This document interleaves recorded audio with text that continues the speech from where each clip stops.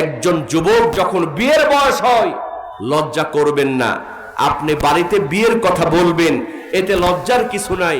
কিন্তু আমাদের সমাজে হয় উল্টা, বিয়ের কথা বললে কয় হুজুর এখনো বয়স হয় নাই, কিন্তু খোঁজ নিয়ে দেখা যায় একসঙ্গে 3-4টা প্রেম করে। আছে না নাই? বিশ্বাস করো যুবক, অবৈধ রিলেশন কিন্তু করা যাবে না। তোমার যদি বিয়ের বয়স হয়, তুমি মাকে বলো, বাবাকে বলো, খবরদার খবরদার মেয়েদের পিছনে সময় নষ্ট করা যাবে না। অনেক যুবক আছে বাপের পকেট থেকে টাকা চুরি করে ফ্ল্যাক্সি মারে, মেয়েদের পিছনে খরচ করে। কথা কোন ঠিক কিনা? আর বর্তমান মেয়েরাও তো খুব চালাক, ফেসবুকে অ্যাকাউন্ট খুলেছে 50 বছর বয়স মেয়ের, কিন্তু সুন্দর একটা মেয়ের ছবি লাগায় লিখছে মিস অ্যাঞ্জেলা। যুবক ওইটা দেখেই পাগল। প্রেমিকাকে না পেরে বাংলাদেশের অসংখ্য যুবক আত্মহত্যা পর্যন্ত করছে। নাউজুবিল্লাহ কবেন না? বিশ্বাস করো যুবক, যেই মেয়েটার জন্য তুমি সময় নষ্ট করেছো, যেই মেয়েটার জন্য তুমি টাকা নষ্ট করেছো, 3 বছর 4 বছর প্রেম করার পরে ওই মেয়েটার যখন ডাক্তার, ইঞ্জিনিয়ার, বিসিএস ক্যাডার এরকম ছেলের পক্ষ থেকে বিয়ের প্রস্তাব চলে আসে, তখন কিন্তু তোমারে সেকা দিয়া ওই ডাক্তার, ইঞ্জিনিয়ার ছেলের হাত ধরে চলে যায়। ঠিক কিনা বলেন? এজন্য বলছি, আলোচনার শুরুতেই জানতে চাই এই মুহূর্তে আপনারা সবাই কেমন আছেন? ভালো রাখার মালিক কে? আমরা এখানে এসেছি তৌফিক দিয়েছেন কে? আল্লাহ পাক কি সবাইকে কবুল করেছেন? কবুল যদি করতেন এত সুন্দর আয়োজন, এই মাঠের 1 ইঞ্চি পরিমাণ জায়গা দেয়া যেত না। কথা বলেন ঠিক কিনা? অনেকে এদিক সেদিক ঘুরে বেড়াচ্ছেন, কিন্তু জান্নাতি বাগানে আসার আল্লাহ তৌফিক দিচ্ছেন না। কথা বলেন ঠিক কিনা? বলবেন যে হুজুর এত মাহফিল, এজন্য মানুষ কম না। এখানে যদি কোরআনের মাহফিল না করে যাত্রার প্যান্ডেল হতো, কনসার্টের আয়োজন হতো, আর মমতা শ্রেণে যদি গান গাওয়ানো হতো, ফাইটটা যায় ওরে বুকটা ফাইটটা যায়, ওরে বন্ধু যখন বউ লইয়া আমার বাড়ির সামনে দিয়া রঙ্গ কইরা হাইটটা যায় ফাইটটা যায়, ওতে এবার এমনি ফাটছে। কথা কোন ঠিক কিনা? এই ফাটাফাটি যদি হতো, এই মাঠে জায়গা দেয়া যেত? কি বলেন যেত? আশেপাশে যে গাছ গছালি বাসা বাড়ি আছে ওগুলোতে বান্দর ঝুলা হয়া 10,000 লোক ঝুলতো। কথা বলেন ঠিক কিনা? আল্লাহ পাক দয়া করে বাছাই করে করুণা করে জান্নাতি বাগানের জান্নাতি ফুল বানিয়েছেন। আল্লাহর নবীজি বলেন, মান সালাকা তরিকান লিয়ালতামিসু ফীহি ইলমান সাহানাল্লাহু লাহু তরিকান ইলাল জান্নাহ। জোরে কোন সুবহানাল্লাহ। এই মুহূর্তে আমরা যারা এসেছি, বসেছি, শেষ পর্যন্ত থাকব, আমাদের জন্য জান্নাতের দরজাকে সহজ করে দিয়েছেন কে? আরো জোরে বলেন কে? আমরা সবাই খুশি না বেজার? খুশি না বেজার? যারা হলেন খুশি, মুখে নিয়ে হাসি, আওয়াজ দিয়ে বেশি উঁচু করে কল্লা, একটু চিৎকার দিয়ে বলেন আলহামদুলিল্লাহ। এই যে পেছন দিক থেকে আওয়াজ কম, কষ্ট হচ্ছে বাজান? আমাদের এলাকায় 2 জন মহিলা ঝগড়া লাগলে এর চাইতে বেশি আওয়াজ হয়। মুসলমানদের আওয়াজ হবে সিংহের মতো। ঠিক কিনা বলেন? কিয়ামত পর্যন্ত যদি আল্লাহর প্রশংসা করা হয়, শেষ করা যাবে? কি বলেন যাবে? এটা কি আমার কথা না আল্লাহর কথা? আল্লাহ রাব্বুল আলামিন বলেন, ওয়ালাউ মা ফিল আরদি মিন শাজারাতিন আকলামু ওয়াল বাহরু ইয়ামুদ্দুহু মিন বাদিহি সাবআতু আবহুরিম মা নাফিদাত কালিমাতুল্লাহ। চিৎকার দিয়ে বলেন আল্লাহু আকবার।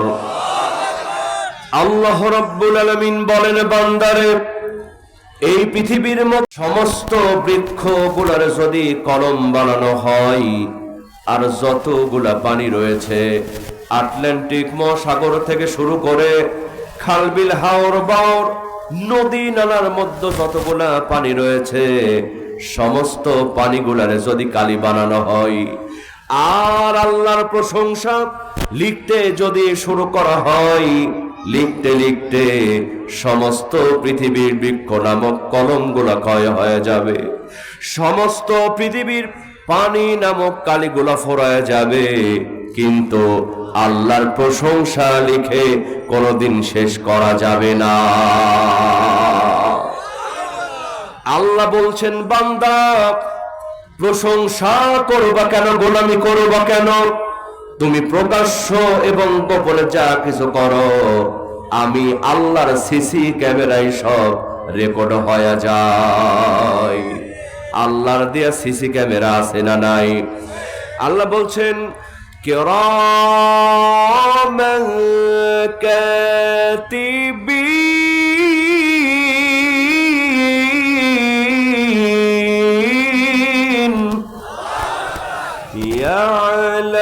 ইয়ালামুনা মা তাফআলুন।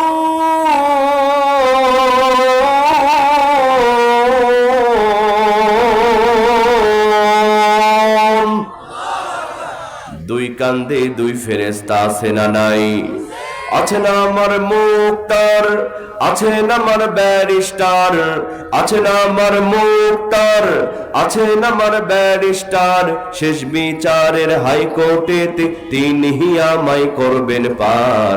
আমরা পাপী, আল্লাহ জামিনদার। আমরা পাপী, আল্লাহ জামিনদার। কথা বলেন ঠিক কিনা? মনের ঘরে তালা দিয়া চাবি লইয়া আছেন সাই। আমি অধম সাধ্য কি তার হুকুম ছাড়া বাইরে যাই, হুকুম ছাড়া বাইরে যাই। মনরে হে ওহো মনরে, দুই কান্দে দুই মোহরে লিখতে আছেন ডায়েরি। দুই কান্দে দুই মোহরে লিখতে আছেন ডায়েরি। দলিল দেখা রায় দিবে, টাকা পয়সার নাই কারবার। আমরা পাপী, আল্লাহ জামিনদার। আমরা পাপী, আল্লাহ জামিনদার। চিৎকার দিয়ে বলেন না মারহাবা। তাহলে আওয়াজ আসতে হবে না জোরে হবে? কণ্ঠ দিয়েছেন কে? সুতরাং আল্লাহর প্রশংসা করতে গিয়ে যদি আমাদের কণ্ঠটা ভেঙেও যায়, কারো কোনো লস হবে? কি বলেন লস হবে? সবাই জোরে সরে আওয়াজ দিতে রাজি আছেন না নাই? সবাই রাজি আছেন তো? সবাই রাজি আছেন তো? আসুন দল মত নির্বিশেষে যার কণ্ঠে যত শক্তি আছে সমস্ত শক্তি উজাড় করে আবারও বলে উঠছি আলহামদুলিল্লাহ। সবাই বলেন রব্বানা লাকাল হামদ হামদান কাসীরান তাইয়িবান মুবারাকান ফীহি। প্রশংসা করলাম কার? আসুন আমরা এবার মূল তাফসীরের দিকে চলে যাই। আমার ভাইয়েরা, আমি আজকে আপনাদের সামনে পবিত্র আল কোরআনুল কারীমের একটি গুরুত্বপূর্ণ সূরা, সূরার জোরে বলেন নাম কি? আরো জোরে বলেন নাম কি? সূরাতুল আহজাব। এটা পবিত্র আল কোরআনুল কারীমের সূরার সিরিয়াল নাম্বার অনুযায়ী 33 নাম্বার সূরা। কত নাম্বার সূরা? 33 নাম্বার সূরা। সূরার নাম হলো সূরাতুল আহজাব। এই সূরা আহজাবের 36 নাম্বার। কত নাম্বার? খুব ভালো করে খেয়াল করবেন। কত নাম্বার? 36 নাম্বার আয়াত, 33 নাম্বার সূরা। সূরার নাম কি? মুখস্থ করবেন। সূরার নাম কি? সূরাতুল আহজাব। সিরিয়াল নাম্বার কত? আর আয়াত নাম্বার কত? 36। এই সূরা আহজাবের 36 নম্বর আয়াত থেকে খুব সংক্ষিপ্ত আলোচনা করব। সবাইকে শুনতে রাজি আছেন? শেষ পর্যন্ত সবাই থাকতে রাজি আছেন? কারা কারা রাজি নাই দু হাত তুলে দেখান। 80 তলার শের হইলে 40 শেরে মন, মনে মনে মিল না হইলে মিলবে না ওজন। কথা বলেন ঠিক কিনা?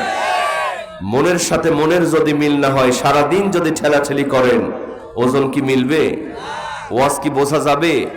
ওয়াজ শুনতে হলে মন দিয়ে ওয়াজটা বুঝতে হবে। কথা বলেন ঠিক কিনা? আমি আসার আগে অনেকেই বলেছেন, হুজুর ইউটিউবে বিভিন্ন কর্তে আপনার আজান শুনেছে, এগুলো শোনাবেন মক্কা মদিনা। আমি বলেছি সব হবে, তবে মোনাজাতের আগে। কিসের আগে? আগে কোরআন থেকে তাফসির হবে। কথা বলেন ঠিক কিনা? আল্লাহ কবুল করুক, বলেন আমিন। জোরে বলেন আমিন। তাহলে সূরার নাম কি? সূরাতুল আহজাব। গভীর মনোযোগ মুসলমান, আল্লাহ রাব্বুল আলামিন সূরাতুল আহজাবের 36 নম্বর আয়াতের মধ্যে সুন্দর করে জানায় দিলেন, ওয়া মা কানা লিমুমিনিন ওয়া লা মুমিনাতিন ইযা আদাল্লাহ। চিৎকার দিয়ে বলেন আল্লাহু আকবার।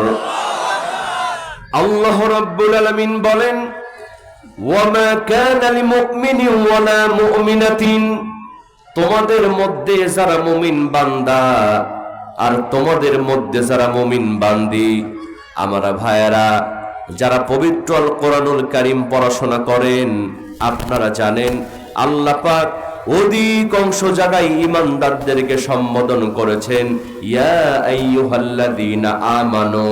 এই আমানু শব্দ দ্বারা এই আমানুর মধ্যে ছেলেও আছে, মেয়েও আছে।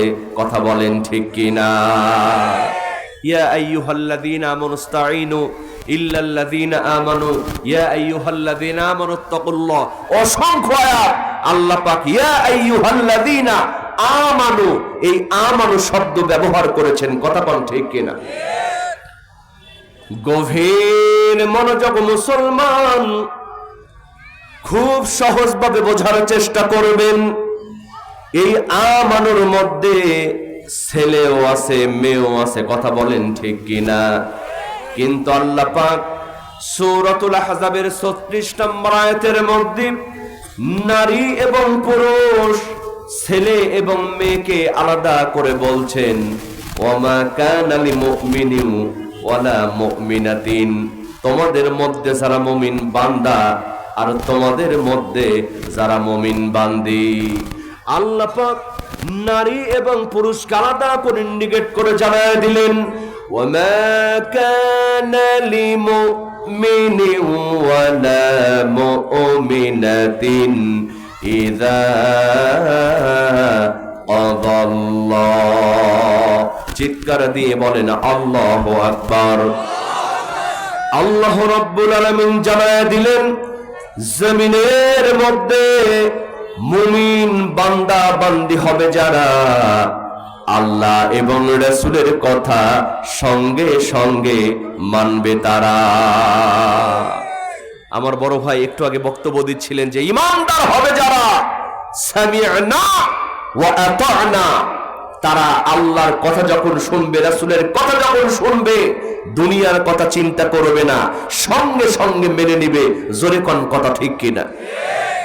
আল্লাহ রাব্বুল আলামিন সেই মেসেজটাই সুন্দর করে দিচ্ছেন, জমিনের মধ্যে বিশ্বাসী বান্দা বান্দি হবে যারা আল্লাহ এবং রাসূলের কথা সঙ্গে সঙ্গে মানবে তারা। তার মানে হলো আল্লাহ এবং রাসূলের কথা মানতে গিয়া আমার যদি জেল হয়, আমার যদি জুলুম হয়, মুমিন বান্দা বান্দি হবে যারা, ফাঁসির কাস্টে ঝুলতে রাজি হবে তারা, কিন্তু ঈমান ছাড়তে কোনোদিন রাজি হবে না। বাজান, ঈমানদার বড় জুব্বা পরলেই হওয়া যায় না, লম্বা টুপি পরলেই হওয়া যায় না। আপনারা দেখেছেন বাংলাদেশের এক ধরনের আলেম নামের জালেম, সুবিধাবাদ জিন্দাবাদ, আছে না নাই? ওরা সেই বিগত স্বৈরাচারের তাবেদারি করতে গিয়া জালিম সরকারকে জান্নাতি পর্যন্ত ফতোয়া দিয়েছিল। ওরা মনে করেছিল নিজে বাঁচলে বাপের নাম, কিন্তু একজন আছেন, জোরে বলেন তিনি কে? আপনাদের এখানে পুকুর আছে না? পুকুর এই পুকুরের মধ্যে দেখবেন যখন বড় বড় রুই কাতলা পুকুরের মধ্যে হয়ে যায়, পুকুরের মালিক প্রথমে বড় ফোঁটাওয়ালা জাল নিয়ে আসে, এমন করে সেঁচা মারে সব রুই কাতলা ওই জালের মধ্যে আটকা পড়ে যায়। কিন্তু ওই জালের ফুটা দিয়া কিছু পোনা মাছ, জাটকা মাছ পালিয়ে যায় কি যায় না? ওরা চিন্তা করে যাক বাঁচা গেল, বড় হুজুরদেরকে ধরেছে, আমরা তো ইমামতি করে খাই, আমাদের কোনো টেনশন নাই। বলেন তো মুসলমান, ওই পুকুরের মধ্যে এখনো কোন কোন হুজুর আছে ওই পুকুরের মালিক কি জানে না? এর কয়েকদিন পরে আরেকটু ছোট ফোঁটাওয়ালা জাল নিয়ে এসে এমন করে ছেঁচা মারে, কিসের পোনা কিসের জাটকা সব কিন্তু জালের মধ্যে আটকা পড়ে। কথা কম ঠিক কিনা? এরপরেও কিছু পুঁটি মাছ, ডারকি মাছ পালিয়ে যায় কি যায় না? ওরা চিন্তা করে যাক বাঁচা গেল, বড় হুজুরদেরকে ধরেছে, মেজ হুজুরদেরকে ধরেছে, আমরা তো মিলাদ পড়ায় খাই, আমাদের কোনো টেনশন নাই। ওই পুকুরের মালিক কি জানে না পুকুরের মধ্যে এখনো কোন কোন হুজুর আছে? এর কয়েকদিন পরে আমাদের রাজশাহী অঞ্চলে বলে কারেন্ট জাল, এদিকে কি বলে?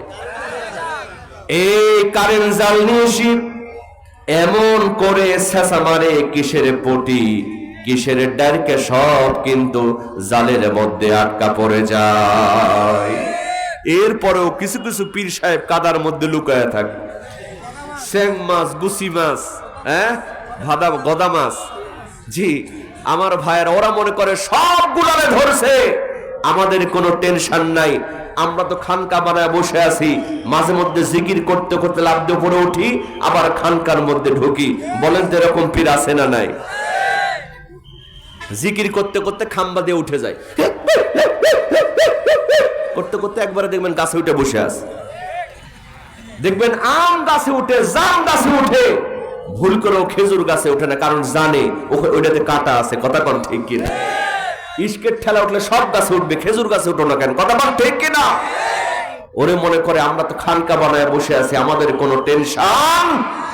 কিন্তু ওই পুকুরের মালিক কি জানে না কাদার মধ্যে কোন কোন পীর আছে? এর কয়েকদিন পরে পানি একটু ছেঁচা দিয়া গ্যাসের ট্যাবলেট যখন পুকুরে মারে, কিসের স্যাং কিসের ব্যাম সব চিটপটাং হয়ে পানির ওপরে ভাসতে থাকে। কথা বলেন ঠিক কিনা? এজন্য দেখবেন মুসলমান স্বৈরাচারী যখন পালায় যায়, বাইতুল মুকাররমের খতিব রাতের অন্ধকারে পালায়া যায়। তাহলে লেবাসধারী কিছু হুজুর ইমানদার নামে আর আসলে আর মুনাফিক। কথা পান ঠিক কিনা? কিন্তু মুসলমান খেয়াল করবেন, 40 বছর যিনি কোরআনের তাফসীর করলেন, সেই কোরআনের পাখি আল্লামা সাইদি সাহেব যদি চাইতেন ঢাকা শহরে 10 তলা বিল্ডিং বানাতে পারতেন। তিনি যদি চাইতেন এই বাংলাদেশের বিশিষ্ট ব্যবসায়ী হতে পারতেন। কিন্তু শুধুমাত্র আল্লাহর কথা, কোরআনের হক কথা বলার জন্য নিজের জীবন দিয়া দিছেন, বাতিলের সামনে মাথা নত করে না। আর কিছু মুরব্বী আছে কই হুজুর অন্যায় না করলে এমনি ধরছে। বাজান এত সহজ নয়।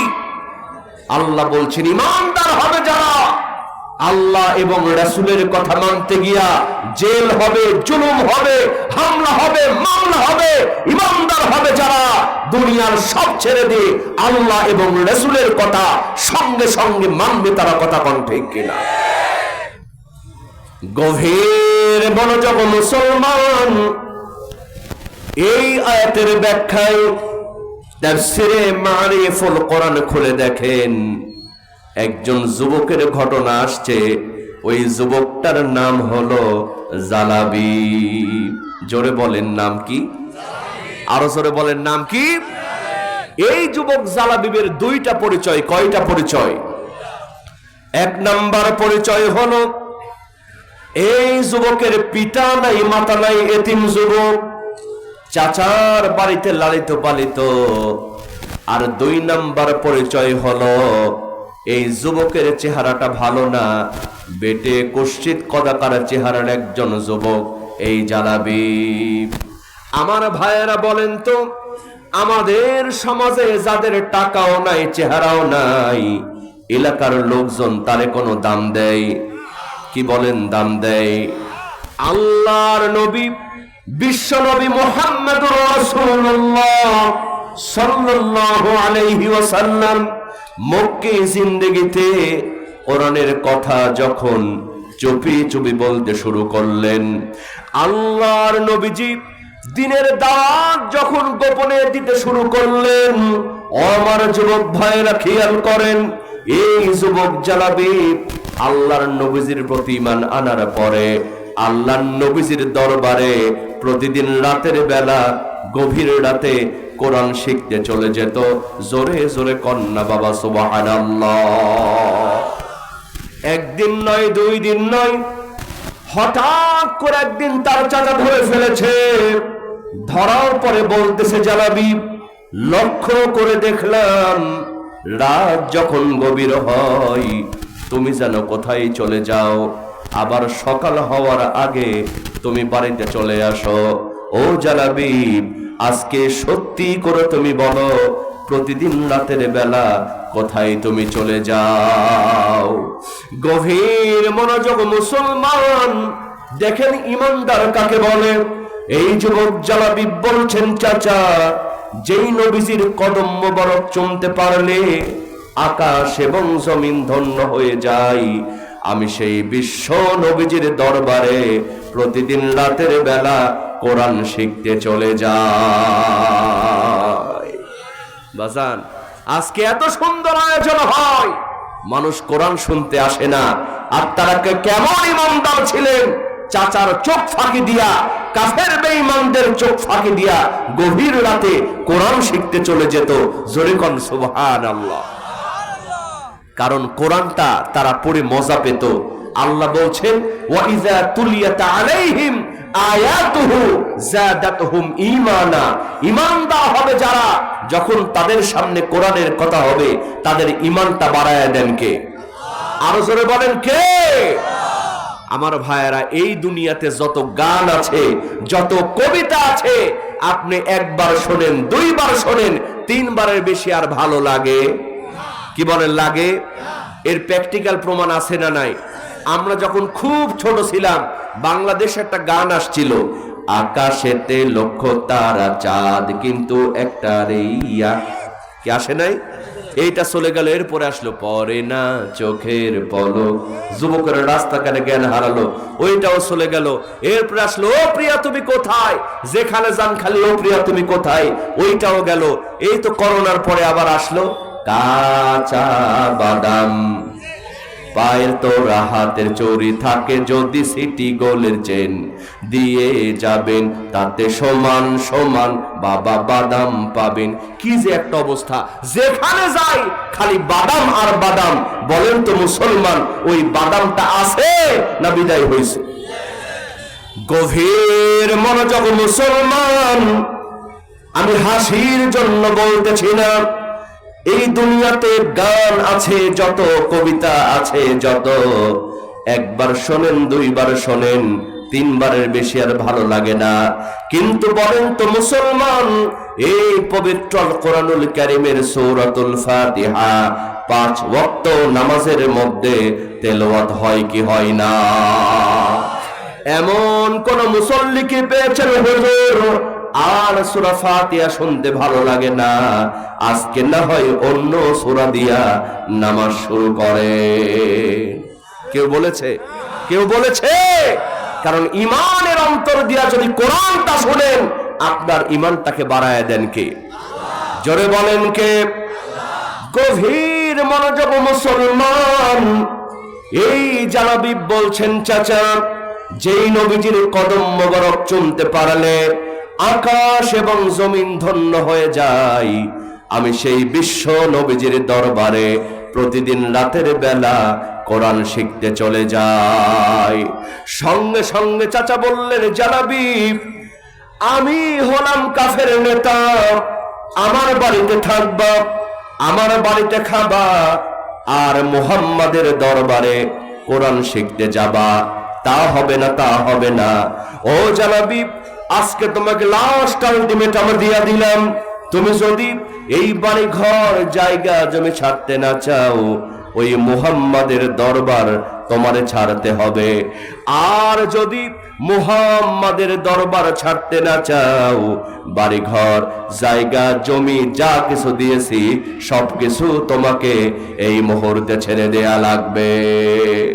গভীর মনোযোগ মুসলমান, ইমানদার কাকে বলে দেখেন। এই যুবক জালাবি বলছেন, চাচা তোমার গায়ে যত শক্তি আছে সমস্ত শক্তি দিয়া আমাকে মেরে বাড়ি থেকে যদি বের করে দাও, বাড়ি ঘর জায়গা জমি তো দূরের কথা, আকাশ এবং জমিন ছেড়ে দেব, কিন্তু বিশ্ব নবীজির দরবার আমি ছাড়তে পারবো না। বাজান, একটু দিল দিয়ে ওয়াজটা বোঝার চেষ্টা করা লাগবে। আল্লাহর নবী এই কোরআনের প্রচার যখন মক্কায় শুরু করলেন, এটা যখন প্রকাশ হয়ে গেল, নবীজি হিজরত করলেন কোথায়? আরো জোরে বলেন, কোথায়? মদিনায় হিজরত করলেন নবী। আল্লাহর নবীজির হিজরতের পরে, এর কয়েকদিন পরে এই যুবক জালাবি আল্লাহর নবীজির পরপর মদিনায় হিজরত করলেন। আমার ভাইয়েরা খেয়াল করেন, আল্লাহর নবীজির পরপর মদিনায় যখন চলে গেলেন, আহলে সুফফার সাহাবাদের সঙ্গে এই যুবক জালাবি অবস্থান করেন। আমার ভাইয়েরা বলেন তো, একজন মানুষের টাকা নাই, চেহারা নাই, কিন্তু তার তো একটা মন বলে কথা আছে। কি মন আছে না? আপনার চেহারা থাক না থাক, টাকা থাক না থাক, আপনার একটা মন আছে। এই মনের খবর জানেন কে? জোরে বলেন কে? এই মনের চাওয়া পাওয়া সব মানুষের আছে। এই যুবক জালাবি আহলে সুফফার সাহাবাদের সঙ্গে থাকেন, তার মনের মধ্যে চিন্তা হলো, হায় রে, আমি একজন যুবক, আমার তো ইচ্ছে হয় আমি একটু বিয়ে করে সংসার করি। সুবহানাল্লাহ কবেন না? আচ্ছা বলেন তো, বিয়ে করার স্বপ্ন যদি কারো জাগে, কেউ যদি বিয়ে করতে চায়, এটা কি ভালো দিক না খারাপ দিক? ভালো না? একজন যুবক যখন বিয়ের বয়স হয়, লজ্জা করবেন না, আপনি বাড়িতে বিয়ের কথা বলবেন, এতে লজ্জার কিছু নাই। কিন্তু আমাদের সমাজে হয় উল্টা, বিয়ের কথা বললে কয় হুজুর এখনো বয়স হয় নাই, কিন্তু খোঁজ নিয়ে দেখা যায় একসঙ্গে ৩-৪টা প্রেম করে। আছে না নাই? বিশ্বাস করো যুবক, অবৈধ রিলেশন কিন্তু করা যাবে না। তোমার যদি বিয়ের বয়স হয়, তুমি মাকে বলো, বাবাকে বলো, খবরদার খবরদার মেয়েদের পিছনে সময় নষ্ট করা যাবে না। অনেক যুবক আছে বাপের পকেট থেকে টাকা চুরি করে ফ্ল্যাক্সি মারে, মেয়েদের পিছনে খরচ করে। কথা কোন ঠিক কিনা? আর বর্তমান মেয়েরাও তো খুব চালাক, ফেসবুকে অ্যাকাউন্ট খুলেছে, 50 বছর বয়স মেয়ের, কিন্তু সুন্দর একটা মেয়ের ছবি লাগায় লিখছে মিস অ্যাঞ্জেলা। যুবক ওইটা দেখেই পাগল। প্রেমিকাকে না পেলে বাংলাদেশের অসংখ্য যুবক আত্মহত্যা পর্যন্ত করছে। নাউজুবিল্লাহ কবেন না?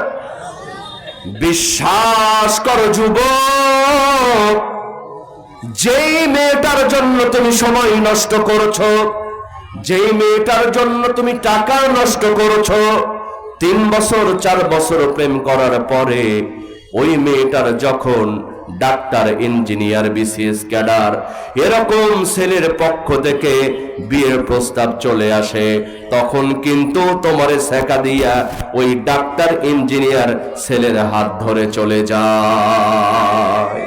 ঠিক কিনা বলেন? এজন্য বলছি যুবক, টাকা যদি খরচ করা লাগে, আল্লাহর জন্য খরচ করো, পিতামাতার জন্য খরচ করো। আর যদি সময় দেওয়া লাগে, ইসলামী আন্দোলনে সময় দিয়ে দাও। বিশ্বাস করো যুবক, প্রেম করার কোনো প্রয়োজন নাই। আল্লাহ পাক সতী সুন্দরী মেয়ে তোমার জন্য বউ বানায়া পাঠায়া দেবে। কি বিশ্বাস আছে? আল্লাহ যেন কবুল করেন, বলেন আমিন। এই যুবক জালাবিবের বিয়ের বয়স হয়েছে, সে চিন্তা করলো, হায়রে আজকে এই মদিনায় যদি আমার মা থাকতো, আমার মা আমার জন্য বিয়ের ব্যবস্থা করত। এই মদিনায় যদি আমার বাবা থাকতো, আমার বাবা আমার জন্য বিয়ের ব্যবস্থা করত। এই মদিনায় আমার কেউ নাই, একজন আছেন, তিনি হলেন বিশ্ব নবী মুহাম্মাদুর রাসূলুল্লাহ সাল্লাল্লাহু আলাইহি ওয়াসাল্লাম। এই যুবক জালাবিব চলে গেলেন, আল্লাহর নবীর সামনে গিয়ে বলছেন, নবী, ও প্রাণের নবী, আপনি জানেন আমার টাকা নাই, চেহারা নাই, আমার বাড়ি নাই, ঘর নাই, কিন্তু হুজুর আমার তো একটা মন আছে, আমার মন চাই আমি একটু বিয়ে করে সংসার করব, কিন্তু সমস্যা হলো এই মদিনার কোন মেয়ে আমার দেখলে পছন্দ করে না। মদিনার কোন মেয়ের বাবা তার মেয়ের সঙ্গে আমার বিয়ে দিতে চায় না। হুজুর আপনি যদি একটু চেষ্টা করেন, একটু বিয়ের ব্যবস্থা আমার জন্য করে দিতে পারেন। আমার ভাইয়েরা গভীর মনোযোগ দিয়ে ওয়াজটা বোঝার চেষ্টা করেন। আল্লাহর নবীজি বললেন, যুবক, ও জালাবিব, চিন্তা করো না, টেনশন করো না, আমি রাসূল তোমার জন্য একটা বিয়ের ব্যবস্থা করে দেব। এর কয়েকদিন পরে ওই মদিনার একজন আনসারী সাহাবী, জোরে বলেন কি সাহাবী, গভীর মনোযোগ দেন। এই আনসারী সাহাবী টাকা নাই, পয়সা নাই, জায়গা নাই, জমি নাই, এমন কিন্তু অবস্থা নয়। এই আনসারী সাহাবী ছিলেন মদিনার একজন ধনাঢ্য ব্যক্তি। টাকার অভাব নাই, পয়সার অভাব নাই, জায়গার অভাব নাই, একমাত্র কন্যা, যেমন রূপবতী তেমন গুণবতী। আমার ভাইয়েরা বলেন তো, এই রকম মেয়ে যদি কারো বাড়িতে থাকে, ওই বাড়িতে বিয়ের প্রস্তাব কম আসে না বেশি আসে? ডাক্তার, ইঞ্জিনিয়ার, বিসিএস ক্যাডার, কিন্তু মেয়ের বাবা মা চিন্তা করে এর চাইতেও যদি ভালো একটা জামাই পাওয়া যায়। এজন্য সমাজের গণ্যমান লোকদেরকে বলে, ভাইজান দেখেন তো আমার মেয়ের জন্য একটা উপযুক্ত জামাই পাওয়া যায় কিনা, এরকম বলে কি বলে না? গভীর মনোযোগ মুসলমান, এই আনসারী সাহাবী চিন্তা করলেন, আমার একমাত্র কন্যা, এই মদিনার অনেক ধনাঢ্য যুবক আমার মেয়েকে বিয়ের প্রস্তাব দিয়েছে, কিন্তু এই মদিনার নেতা হলেন বিশ্ব নবী মুহাম্মাদুর রাসূলুল্লাহ সাল্লাল্লাহু আলাইহি ওয়াসাল্লাম। আমি যদি আল্লাহর নবীর কাছে গিয়া আমার মেয়ের জন্য একটা জামাই খুঁজতে বলি, আল্লাহর নবী হয়তো এই জামাইগুলার চাইতে আরো উপযুক্ত জামাই ঠিক করে দিবে। এই আশা নিয়া, এই চিন্তা নিয়া আল্লাহর নবীজির সামনে গিয়ে বসছেন। জোরে কোন সুবহানাল্লাহ। বাজান, ঈমান আনা সহজ, কিন্তু ঈমানের পথে পরীক্ষা দেওয়া এত সহজ নয়, কথা কোন ঠিক কিনা? আনসারী সাহাবী গিয়ে বসে বলছেন, হুজুর, ও প্রাণের নবী, আপনি জানেন আমি মদিনার একজন ধনাঢ্য ব্যক্তি, আমার একমাত্র কন্যা যেমন রূপবতী তেমন গুণবতী, অসংখ্য ধনাঢ্য যুবক বিয়ের প্রস্তাব দিয়েছে হুজুর, কিন্তু আমার পরামর্শ হলো, আমার চিন্তা হলো, আমার বিশ্বাস হলো, নবী আপনি হলেন নেতা, আপনি যদি একটু ঘটকালি করেন, আমার মেয়ের জন্য আরো উপযুক্ত জামাই ঠিক করে দিতে পারবেন। এই কথা যখন বলেছে, আল্লাহর নবী একটা মুচকি হাসি হাসলেন। মুচকি হাসি বললেন, সাহাবী শোনো, ও আনসারী সাহাবী শোনো, তোমার মেয়ের জন্য জামাই খোঁজার কোনো প্রয়োজন নাই, আমি রাসূল আগে থেকেই তোমার মেয়ের জন্য জামাই পছন্দ করেছি। কয় হুজুর তাড়াতাড়ি কোন জামাইয়ের পরিচয় কি? কয় জামাইয়ের পরিচয় হলো তার টাকা নাই, পয়সা নাই, জায়গা নাই, জমি নাই, এমনকি চেহারাটা ভালো না, বেটে কুৎসিত কদাকার চেহারা, নাম তার জালাবিব। বলেন তো মুসলমান, এটা শোনার পরে আনসারী সাহাবীর মনটা ভালো হইছে না খারাপ হইছে? ভালো হয়েছে।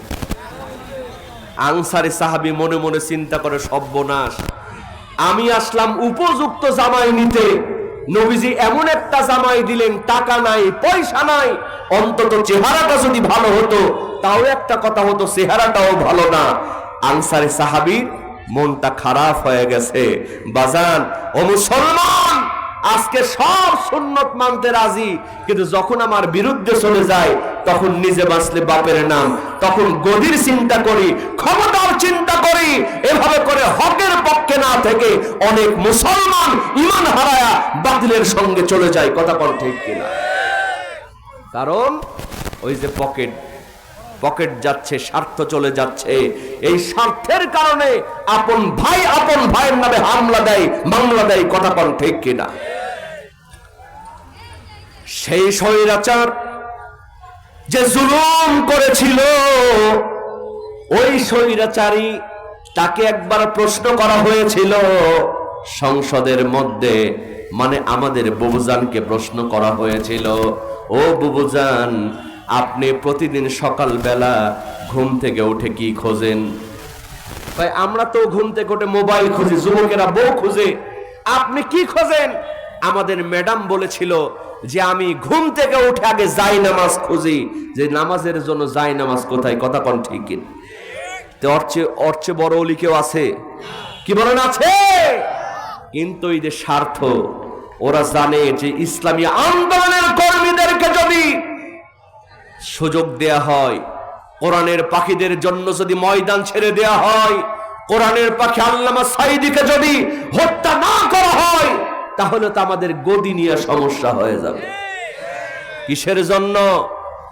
গদি বাঁচানোর জন্য, স্বার্থের জন্য হামলা মামলা দিয়েছে। কথা কোন ঠিক কিনা? আমার ভাইয়ের এত সহজ নয়। এই বাংলাদেশে আমি বলে থাকি, দেশ চলেছিল একটা, কিন্তু স্বার্থের কারণে বিচার হয়েছিল দুই রকম। ঠিক কিনা বলেন? আমাদের দেশে একজন নায়ক ছিল, নাম তার শাকিব খান। কি খান? দেখেন মুসলমান, এই শাকিব খান বিয়ে করে একটা বাচ্চা পয়দা করলো। ওই বাচ্চার মায়ের নাম হলো নায়িকা অপু বিশ্বাস। কি বিশ্বাস? এর কয়েকদিন পরে আরেকটা বাচ্চা পয়দা করলো, বাচ্চার মায়ের নাম ছিল নায়িকা বুবলি। কথা কোন ঠিক কিনা? দেখলাম তার নিয়ে গানও তৈরি হলো, কেউ ফেরে না খালি পেটে সাকিব বাবার দরবারে। এখন আর পীরের দরবারে যাওয়া লাগে না, যে সাকিব খানের কাছে যায় একটা করে বাচ্চা নিয়ে মিডিয়ার সামনে হাজির হয়। কথা কোন ঠিক কিনা? এখন একটু বুদ্ধি করে বলেন তো মুসলমান, ওই জালিম সরকারের কোন আইনজীবী, কোন বুদ্ধিজীবী, কোন প্রশাসনের লোক ওই সাকিব খানকে একবারও জিজ্ঞেস করেছিল, ও সাকিব খান, তুমি যে বিয়ে করেছো তোমার কাবিননামা কই? কেউ বলেছিল? কেউ বলে নাই। অথচ একই দেশে আল্লামা মামুনুল হক, তিনি যখন তার স্ত্রীকে নিয়ে বেড়াতে গেলেন, আগে জিজ্ঞেস করা হলো তোর কাবিননামা কই? নায়িকা পরিমণি যখন জেল থেকে বের হতো, তার হাতের মধ্যে পায়ের মধ্যে মেহেদি লাগানো থাকতো। কথা বল ঠিক কিনা? কিন্তু মুফতি আমির হামজা, রফিকুল ইসলাম মাদানী, আল্লামা মামুনুল হক, তারা যখন জেল থেকে বের হতো, তাদের হাতের মধ্যে পায়ের মধ্যে ডান্ডা বেরি লাগানো হতো। দেশ চলেছিল একটা, কিন্তু বিচার হয়েছিল দুই রকম। কথা কোন ঠিক কিনা? শুধু স্বার্থের কারণে, গদি বাঁচানোর কারণে খালি বলতো খেলা হবে, খেলা হবে, পালাবো না। আসে না বিদায় হয়েছে? আসে না বিদায় হয়েছে? কোথায় কালামানি, কোথায় কাদের কাকা, কোথায় গেল ওই জালিমের গরম গরম কথা? ঠিক কিনা বলো মুসলমান? কোথায় কালামানি, কোথায় কাদের কাকা, কোথায় গেল ওই জালিমের গরম গরম কথা? খেলা হবে, খেলা হবে, খেলা হবে বলে কাকাই গেল পালাইয়া। স্বৈরাচার পালাইছে দেশটা ছাড়িয়া, সকলের মুখে হাসি আসলো ফিরিয়া। কথা কর ঠিক কিনা? আমরা বলেছিলাম সাবধান হয়ে যাও, তোমাদের চেয়ে বড় নেতা ছিল নমরুদ, নমরুদ টিকতে পারে নাই। তোমার চেয়ে বড় নেতা ছিল ফেরাউন, ফেরাউন টিকতে পারে নাই।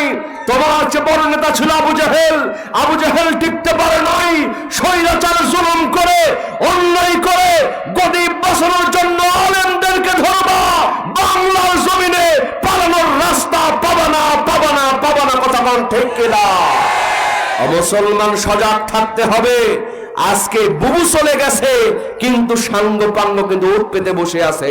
কথা কোন ঠিক কিনা? যদি আবার প্রয়োজন হয় মাথায় কাফনের কাপড় বেঁধে ইসলামের জন্য, কোরআনের জন্য, ইমান বাঁচানোর জন্য কারা কারা ময়দানে নামতে রাজি আছো? দুহাত তুলে আল্লাহকে দেখায় দাও।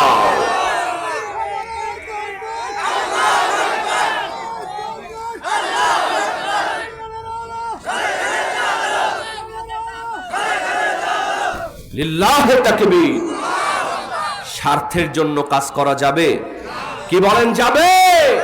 সামি'না ওয়া আতা'না, শুনবো এবং মানবো। দুনিয়ার স্বার্থের কথা চিন্তা করা যাবে? আনসারী সাহাবীর মেজাজটা খারাপ হয়ে গেছে, নাউজুবিল্লাহ কবেন না। আনসারী সাহাবী সঙ্গে সঙ্গে মাথা নিচু করেছেন। আল্লাহর নবীজি বললেন, সাহাবী তোমার মেয়ের জন্য জামাই ঠিক করলাম, তুমি শুনলা জামাইয়ের টাকা নাই, পয়সা নাই, জায়গা নাই, জমি নাই। এটা শোনার কারণে তোমার মনটা খারাপ হয়ে গেছে। ও আনসারী সাহাবী শোনো, আমি নবীজি কথা দিয়া দিলাম, এই যুবক জালাবিবের চাইতে ভালো জামাই আকাশ আর জমিনের মধ্যে তোমার মেয়ের কপালে কোনোদিন জুটবে না। জোরে জোরে কন্যা বাবা সুবহানাল্লাহ। কারণ আল্লাহ তাআলা মানুষের চেহারা দেখেন, অন্তর দেখেন। এই দুনিয়াতে কার কত চেহারা ভালো, কার কত টাকা আছে, কার কত পয়সা আছে, আল্লাহর কাছে যার পয়সার দাম নাই। আল্লাহ পাক বলেন, ইন্না আকরামাকুম ইনদাল্লাহ।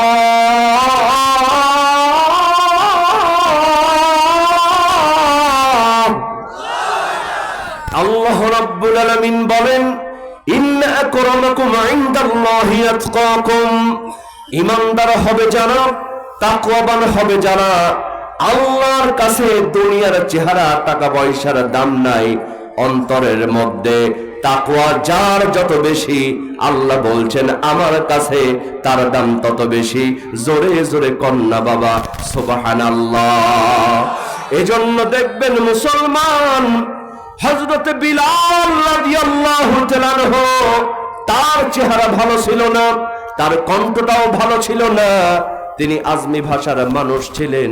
সিনকে সিন বলতেন, সিনকে সিন বলতেন, আশহাদুর জায়গায় আসহাদু বলতেন। সাহাবারা রিপোর্ট দিলেন, ইয়া রাসূলুল্লাহ, ইয়া হাবিবাল্লাহ, বিলাল যে আযান দেয় সে আযান কিন্তু আমাদের শুনতে ভালো লাগে না। নবী আপনি আরেকজন সুমধুর কণ্ঠের সাহাবীকে আযান দেওয়ানোর দায়িত্ব দিয়ে দেন। আল্লাহর নবী বাধ্য হয়ে আরেকজন সাহাবী আব্দুল্লাহ ইবনে মাসউদ রাদিয়াল্লাহু তাআলা আনহুকে ডাক দিয়া বললেন, মাসউদ আগামীকাল ফজর থেকে তুমি আযান দিয়া দিবা। পরের দিন সকাল বেলা সুমধুর কণ্ঠে আযান দেয়া হলো। আযান হলো সুমধুর কণ্ঠে, কিন্তু ফজর হয় না। আল্লাহু আকবার বলেন। আযান হয়ে গেল ফজরে, কিন্তু ফজর হয় না।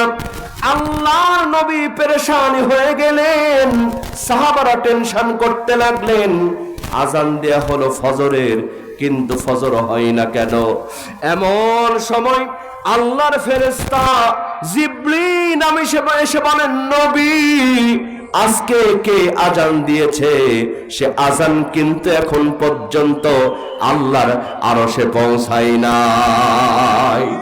আল্লাহর নবী সঙ্গে সঙ্গে বিলালকে ডাক দিয়ে বললেন, বিলাল, ও বিলাল, জলদি করে আযান দিয়ে দাও। হযরত বিলাল রাদিয়াল্লাহু তাআলা আনহু তার কালো চেহারা নিয়া, ভাঙা কণ্ঠ নিয়া আজান দিতে শুরু করলেন। আজান দিতে দেরি হলো ফজরের, কিন্তু ফজর হতে দেরি হলো না। কারণ বিলালের চেহারা ছিল কালো, কিন্তু অন্তরটা ছিল একেবারে সাদা। জোরে কন্যা বাবা সুবহানাল্লাহ। তাহলে আল্লাহ চেহারা দেখেন না অন্তর দেখেন?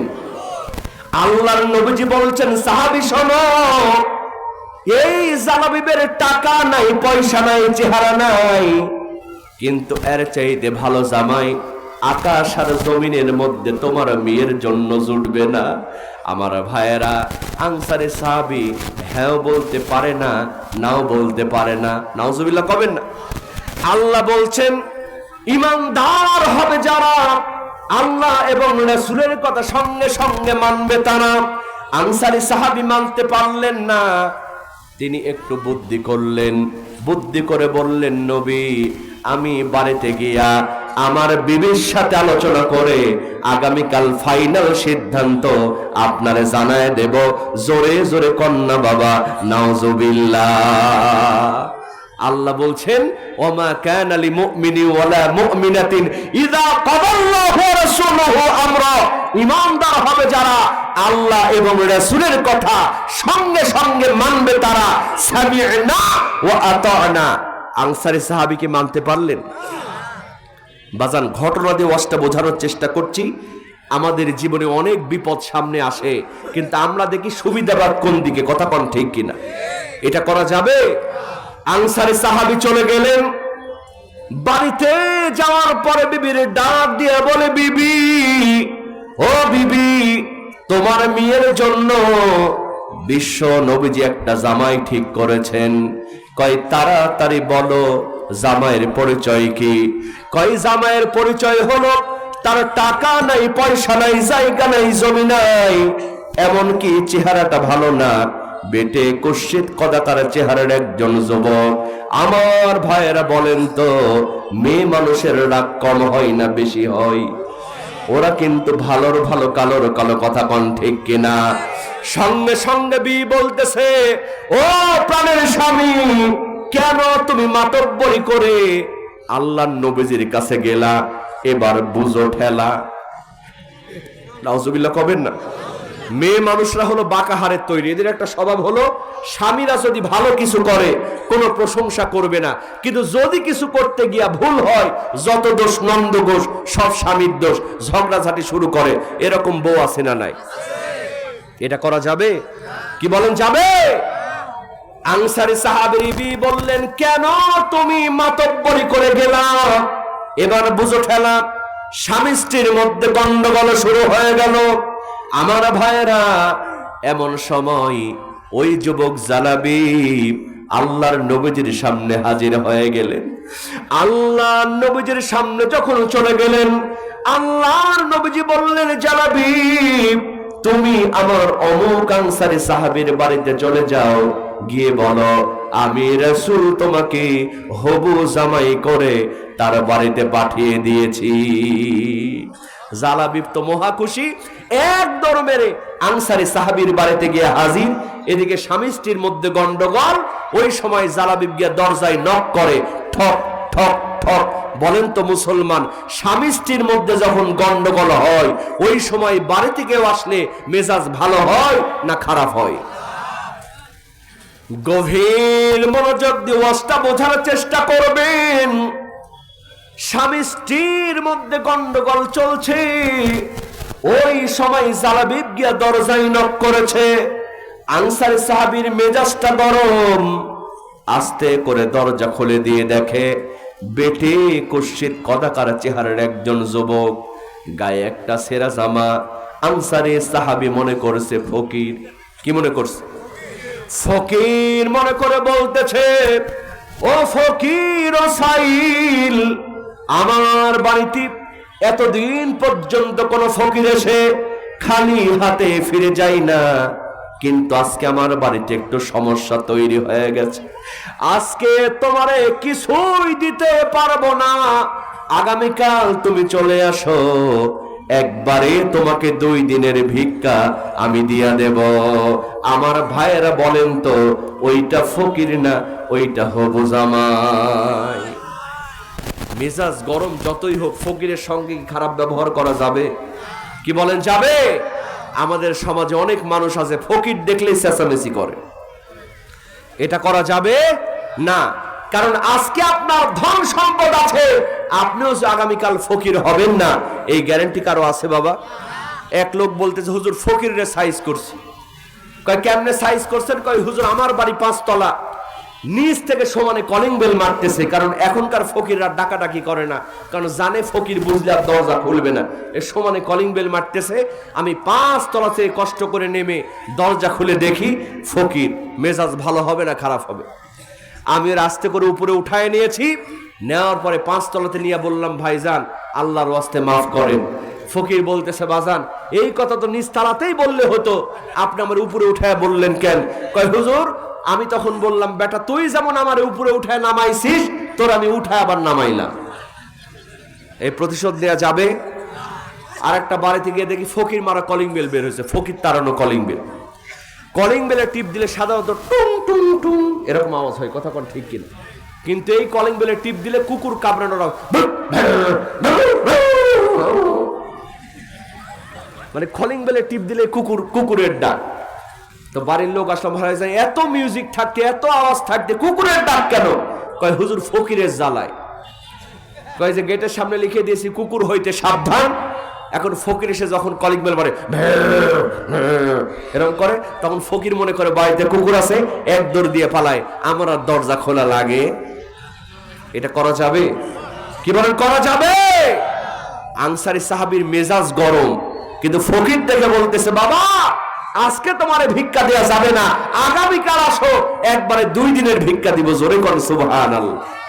কিন্তু এটা ফকির না, ওটা হবু জামাই। গভীর মনোযোগ মুসলমান, দেখেন ইমানের পরীক্ষা কত রকম হতে পারে। ইমান আনা সহজ, কিন্তু ইমান মানা সহজ না, টিকায় রাখা সহজ না। জালাবিব সঙ্গে সঙ্গে বললেন, আনসারী সাহাবী শোনেন, আমার চেহারার দিকে তাকায়া আমার পোশাক দেখে আপনি মনে করছেন আমি ফকির, আসলে কিন্তু আমি ফকির নই। আল্লাহর নবীজির আমি একজন সাহাবী। আল্লাহর নবীজি আপনার মেয়ের জন্য হবু জামাই বানায়া আপনার বাড়িতে পাঠায় দিয়েছে। ঈমান আনার কারণে আমি আসার সময় পরনের পোশাকটাও ফিরায় আনতে পারি নাই। আমার নাম হলো জালাবি। সুবহানাল্লাহ কবেন না? আনসারী সাহাবীর মেজাজ ভালো হবে না খারাপ হবে? কয় সর্বনাশ, তোমার নিয়ে অলরেডি আমাদের বাড়িতে একটা গন্ডগোল শুরু হয়েছে, ফাইট শুরু হয়েছে, আর তুমি মি আসছো বিয়া করতে, যাও। এই কথা বলে আনসারী সাহাবী দরজাটা লাগায় দিয়েছে। জোরে কন নাউজুবিল্লাহ, আরো জোরে কন নাউজুবিল্লাহ। কোরআন বলছে, ওয়ামা কানা লিমুমিনিন ওয়ালা মুমিনাতিন ইযা কাদাল্লাহু ওয়া রাসূলুহু আমরা। মুমিন বান্দা বান্দি হবে যারা আল্লাহ এবং রাসূলের কথা সঙ্গে সঙ্গে মানবে তারা। আনসারী সাহাবী মানতে পারলেন না, ঠাস করে দরজাটা লাগায় দিলেন। এক দরমের ঘরের মধ্যে গিয়া বলে, বিবি ও বিবি, তোমার মেয়ের জন্য নবী যে জামাই ঠিক করেছে, ওই জামাই কিন্তু বাড়ি পর্যন্ত হাজির।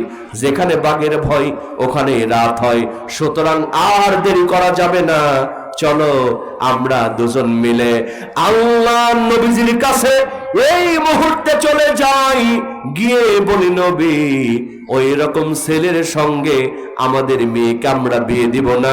জোরে জোরে কন্যা বাবা নাউজুবিল্লাহ। স্বামী স্ত্রী সিদ্ধান্ত নিয়েছে, যেমন আল্লাহ নবীজির কাছে যাওয়ার জন্য ঘর থেকে বের হবে, ও আমার যুবক ভাইয়েরা, ও আমার মায়েরা বোনেরা খেয়াল করেন, ইমানদার কাকে বলে? যেই মেয়েকে নিয়ে এত কথা হলো, একমাত্র কন্যা যেমন ধনবতী তেমন রূপবতী। এই মেয়েটি পাশের ঘরের থেকে তার মা বাবার সব কথা শুনেছে, শোনার পরে বলতেছে, ও আমার আব্বা জান, ও আমার আম্মা জান, আল্লাহর নবীজির কাছে যাওয়ার আগে আমার একটু কথা আছে, শুনে তারপরে যান। কারণ মেয়েদের যখন বিয়ের আলোচনা হয় ওরা কিন্তু চুপ করে পাশের ঘরের থেকে আলোচনা শোনার চেষ্টা করে, কথা কোন ঠিক কিনা?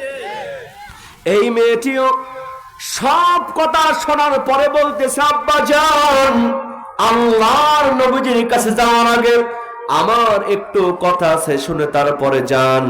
মেয়েটির মা বলছে, মেয়ে চিন্তা করো না, টেনশন করো না, ওই রকম ছেলের সাথে আমরা তোমাকে বিয়ে দিব না। এবার মেয়েটি বলতেছে, মা আমার কথা আগে শোনো, তারপরে তুমি বলো। আনসারী সাহাবী বললেন, মা কি তোমার কথা, নির্ভয়ে বলো। এবার মেয়েটি বলতেছে, আব্বা জান, ও আমার আম্মা জান, তোমরা কি পবিত্র কোরআনুল কারীম পড়ো না? বলে, হ্যাঁ মা, আমরা তো কোরআনুল কারীম পড়ি। এবার মেয়েটি বলতেছে, আব্বা জান, ও আমার আম্মা জান, তোমরা কি পবিত্র কোরআনুল কারীমের সূরাতুল আহজাবের 36 নম্বর আয়াতখানা পড়ো নাই? ওয়ামা কানা লিল মুমিনিন ওয়ালা মুমিনাতিন ইযা কাদাল্লাহু ওয়া রাসূলুহু আমরা। ঈমানদার হবে যারা, মুমিন বান্দা বান্দি হবে যারা, আল্লাহ এবং রাসূলের কথা সঙ্গে সঙ্গে মানবে তারা। ও বাবা, ও আমার মা, তোমরা কি আয়াতখানা পড়ো নাই? মা বলতেছে, পিতা বলতেছে, হ্যাঁ মা, আমরা তো এবার পড়েছি।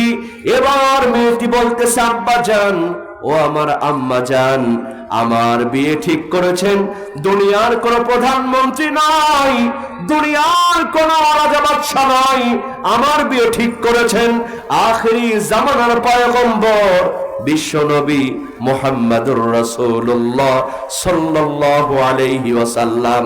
আমার মতো ভাগ্যবতী মেয়ে আকাশ আর জমিনের মধ্যে আর কেউ আছে নাকি? ও মা, ও আমার বাবা, যেহেতু আল্লাহর নবীজি আমার বিয়ে ঠিক করেছেন, সুতরাং ছেলে যেমনই হোক না কেন, তোমরা যদি কেউ বিয়েতে রাজি না হও, আমি মেয়ে কিন্তু এই বিয়েতে রাজি। বাজান, এত সহজ? এখন কি এরকম মেয়ে পাওয়া যাবে? আজকালকার মেয়ের বিয়ের সময় আব্বা ক্লিন শেপ লাগবে, ক্লিন শেপ, দাড়ি টুপি চলবেন। বিয়ে দেওয়ার সময় ছেলের কত বড় বাড়ি আছে, ছেলের কত বড় বাড়ি, ছেলের বাপ কি করে? আবার ছেলেদের যদি একটু R15 থাকে, দেখবেন বালিকা বিদ্যালয় মহিলা কলেজের সামনে করে যখন একটা ব্রেক মারে, মেয়ে পাগল হওয়ার আগে মেয়ের মা পাগল হয়। কয়, দেখতো মা ছেলেটাকে, দেখতো ছেলের বাপের বুঝি মেলা টাকা, দেখ বাড়িতে একটু আনে খাওয়ানো যায় কিনা, ভবিষ্যতে কাজে লাগবে। নাউজুবিল্লাহ পাবেন না? না, টাকা পয়সা দেখে বিয়ে করবেন না, বিয়ে করতে হবে দিনদারি দেখে, কথা কোন ঠিক কিনা? জোরে বলেন ঠিক কিনা? আজকালকার মেয়েরা তো এরকম পাওয়া যাবে না, কারণ ওদের মধ্যে তো কোরআন নাই, আছে স্টার জলসার জি বাংলা, কথা কোন ঠিক কিনা? আমি বলি মা, ও মা, আমার কথাই কেউ কষ্ট নিবেন না মা, স্টার জলসা জি বাংলা ছেড়ে দেন মা। ও মা, তার বদলে আপনার মধ্যে কোরআনুল কারীম ঢুকায় নেন মা। আপনি পর্দা করেন, আপনার মধ্যে কোরআন ঢুকায় দেন মা। আজও আপনাদের পেট থেকে আল্লাহর ওলি বের করে দিবেন কে? মায়েদের মর্যাদা কম না বেশি? কম না বেশি? আমরা পুরুষ আমাদের পায়ের নিচে মাটি, আর মা বোনদের পায়ের নিচে আল্লাহর জান্নাত, কথা বলেন ঠিক কিনা? এই মায়েদের মধ্যে যদি কোরআন থাকে, পুরো সমাজ পরিবর্তন হয়ে যাবে। গভীর মনোযোগ মুসলমান, এই মেয়ে বলতেছে, আব্বা জান, ও আমার আম্মা জান, আল্লাহ নবীজি আমার বিয়ে ঠিক করেছেন, সুতরাং ছেলে যেমনই হোক না কেন, কেউ যদি রাজি না হও, আমি মেয়ে কিন্তু এই বিয়েতে রাজি। এটা বলার সঙ্গে সঙ্গে মেয়েটির মা বলছে, মেয়ে যখন রাজি আমিও রাজি। আনসারী সাহাবী বলছেন, আমি তো আগে থেকেই রাজি, তোমাদের ভয়ে কিছু বলতে পারি না, আমি তো আগে থেকেই রাজি, কারণ আল্লাহর নবীর সাহাবী হওয়া এত সহজ নয়, কথা কোন ঠিক কিনা? কয়, তোমাদের ভয়ে কিছু বলতে পারি নাই, এখন সবাই যখন রাজি, তাহলে ডাকো কাজী। সুবহানাল্লাহ কবেন না? হঠাৎ করে আনসারী সাহাবীর ব্রেনে চলে আসছে, হায় রে, আমি তো জালা বিবরে ফকির বলে তাড়ায় দিয়েছি, সুতরাং জালা বিবরে খুঁজে আগে বের করা লাগবে। আনসারী সাহাবী বাড়ি থেকে এক দৌড় দিলেন। এক দৌড় দিয়া দরজার সামনে যখন চলে আসলেন, ঠাস করে দরজাটা খুলেছে, দেখে জালাবিব ওখানেই বসে আছে। জোরে কোন সুবহানাল্লাহ। জালাবিব কোথায় বসে আছে? ঠিক দরজার সামনে বসে আছে। যুবক, এখান থেকে শিক্ষা নিয়ে নাও। আনসারী সাহাবী বলছেন, বাবা, তোমার তো ফকির বলে তাড়ায় দিলাম, তুমি এই পর্যন্ত বসে আছো কেন? জালাবিব সঙ্গে সঙ্গে জবাব দিলেন। কি জবাব দিলেন যুবক ভাইয়েরা, শিক্ষা নিয়ে নেন। এই জালাবিব বলতেছেন, আমার বিয়ের ঘটকালি করেছেন, দুনিয়ার কোন সাধারণ মানুষ নই, আমার বিয়ের ঘটকালি করেছেন আখিরি জামানার পয়গম্বর বিশ্বনবী মুহাম্মদুর রাসূলুল্লাহ সাল্লাল্লাহু আলাইহি ওয়াসাল্লাম। আমার বিশ্বাস হলো আল্লাহর নবীজির কথা কোনোদিন বিফলে যেতে পারে না। এই বিশ্বাস নিয়ে আমি এখানেই বসে আছি। জোরে জোরে কন্যা বাবা সুবহানাল্লাহ। আজকে আমাদের বিশ্বাস নাই, কি নাই? সব ঠিক আছে। কয় হুজুর, নামাজ না পড়তে পারি, আমার ঈমান কিন্তু ঠিক আছে। কিছু হলে মনে করি শেষ। আমরা ধরেই নিয়েছিলাম ওই স্বৈরাচার 41 সাল পর্যন্ত থাকবে, কথা কোন ঠিক কিনা? আমাদের বিশ্বাস ছিল না, কিন্তু আল্লাহ বলছেন ওরে 24 সালে সাইজ করব। বাজান, বিশ্বাস রাখতে হবে। কয়দিন মার খেয়েছেন আপনি? কয়দিন আপনি মিছিলে গিয়েছেন? কয়দিন আপনি জেল খেটেছেন? আপনাকে চিন্তা করতে হবে। হযরত নূহ আলাইহিস সালাতু ওয়াস সালাম 1 বছর নয়, 2 বছর নয়, 3 বছর নয়, 950 বছর দাওয়াত দিয়েছেন, কথা কোন ঠিক কিনা? আপনি আমি কয়দিন মার খাইছি? নূহ আলাইহিস সালাতু ওয়াস সালাম 950 বছর দিনের কথা বলেন, যখন কওমের লোকেরা তাকে ধরে ধরে গিরাই গিরাই মারে, তখন আল্লাহর পয়গম্বর নূহ আলাইহিস সালাতু ওয়াস সালাম আল্লাহকে ডাক দিয়ে বললেন, আল্লাহ, তোমার পয়গম্বর তাদেরকে জান্নাতের পথে ডাকে, আর তারা ধরে ধরে আমায় গিরাই গিরাই মারে। আল্লাহ গো, তুমি এদের ভাসিয়ে দাও সমুদ্র সাগরে।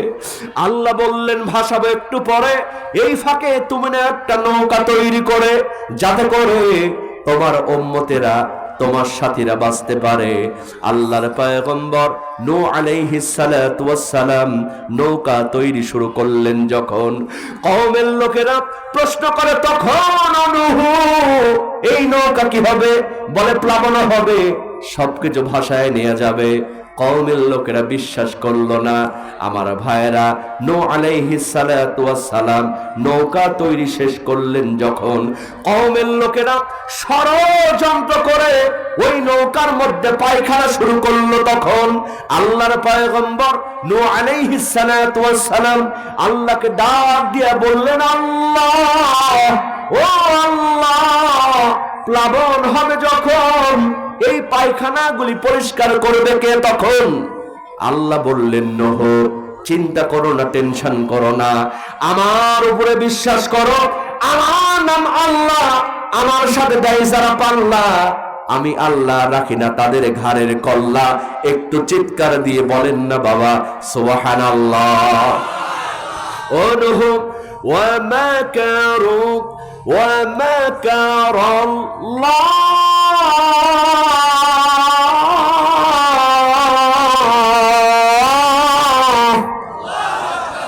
আল্লাহু খায়রুল মাকিরিন।